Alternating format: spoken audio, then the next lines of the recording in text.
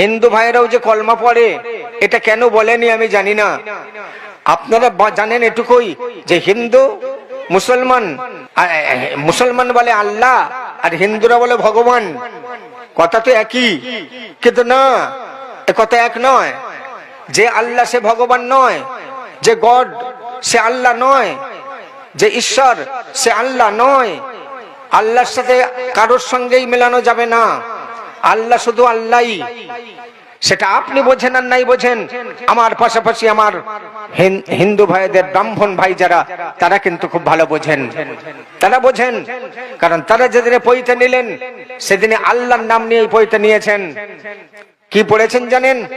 অল্লং জ্যৈষ্ঠং শ্রেষ্ঠং পরমং পূর্ণং ব্রহ্মণ ওয়াল্লম আল্লাহ রাসূল মুহাম্মদ আকবর সাল্লাল্লাহু আলাইহি আদাল্লা বুকমাকাম ওয়াল্লা বুকনিখাতকাম। আপনি তো শুধু বলেছেন আল্লাহ, কিন্তু একটা ব্রাহ্মণ ভাই আল্লাহর কতগুলো পদবি দিচ্ছে দেখুন, আল্লাহর কতগুলো টাইটেল দিচ্ছে দেখুন।